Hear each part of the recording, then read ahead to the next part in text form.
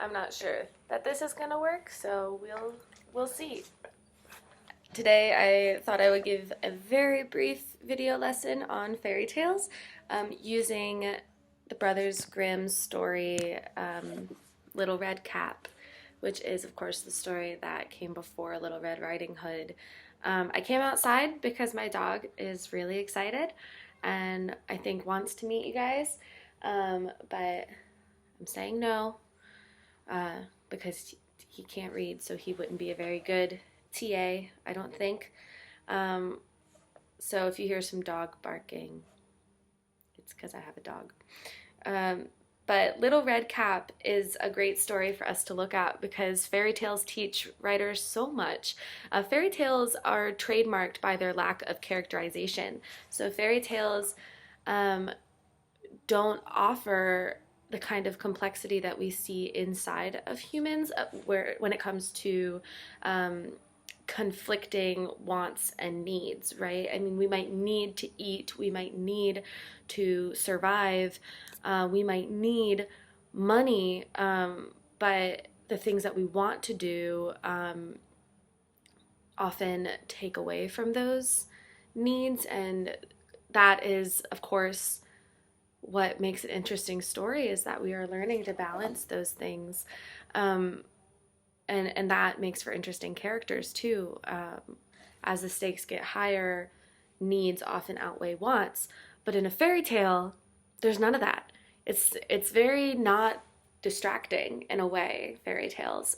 So all we have is the angry stepmother, the wicked witch, the handsome prince, the brave prince, and the beautiful princess, and we don't get dragged along through a complexity of conflicts. We really just have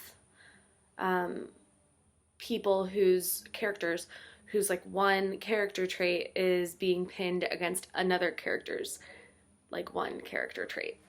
So in the Brothers Grimm, we have 5 characters. We have Little Red Cap, we have her mother, the wolf, the grandmother, and what do they call him? The huntsman. And so it's very easy to identify what these 5 characters have as their one character trait that drives them throughout the entire story, the one thing that they want, or the one thing that defines them, right? So Little Red Cap is nice and she wants to greet her grandmother. The grandmother loves Little Red Cap and wants to greet Little Red Cap. The mother wants Little Red Cap to get the food and the wine to the grandmother. The wolf wants to eat, and the huntsman wants to hunt. And so these things allow us to build a story just based on arranging the characters in such a way that like allows for those traits to come out. And if you know what that arrangement is, you might call it a plot. Plot, if you remember me talking about it in this way, plot by definition is a series of events that occur in an order. And in a regular story, the arc of a plot might come at a time in which the main character's motivation, the main character's objective, the main character's like core character trait changes.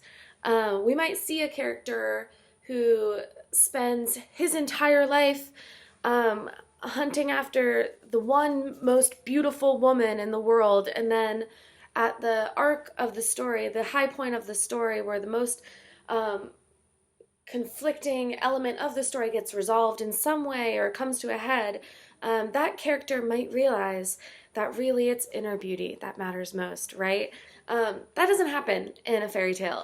Fairy tales have a plot arc when those one trait, like the one trait that each character has, all of those traits come together to make a change of circumstance.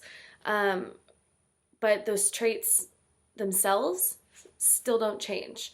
So when it comes to series of events that occur in an order, in this case, they are very causal, meaning that they have a cause and effect.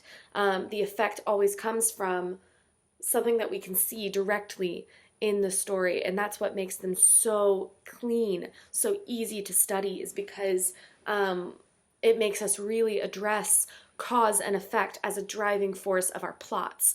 A plot arc might be defined as a build-up, a conflict, and a resolution, right? You go up and you go down. But in this case, it really has more to do with a series of situations that cause one another, that cause the next situation, based on a set of predisposed character traits that are unchanging. So my assignment for you then, now that you can see this story and the way that this story just arranges characters just so that they have to do what they do, my assignment for you then is to arrange your story just so. It's to create a series of characters. I would say put a cap on it. Give yourself between two, there has to be at least two, give yourself between 2 and 4 characters, and give them each one character trait. And then arrange their actions just so that it creates a plot that at its head just changes the circumstances that the characters are in. And that's it. Don't try to change the motivation of the characters. That's all. If you're going to write a fairy tale, another way of taking away characterization is also to not really name your characters. We have the wolf, we have Little Red Cap, and the mother and the grandmother and the huntsman, right? They're named for their position in the story, sometimes their occupation, like the huntsman, but they are not developed enough even to have names. So as you go forward, name your story, or name the characters within your story, something very basic: the man, the little girl, the dog, you don't even have to use humans, the flower, the mouse. And this will help you keep the characters super flat because you don't need to name them in order to have characters. And I want you to try this out. Write something brief, write something that comes quickly to its resolution by way of having the circumstances changed.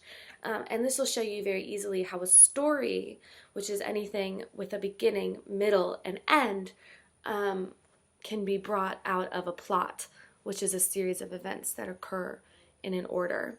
And those are your 2 definitions that you're going to work with as you craft your own fairy tale.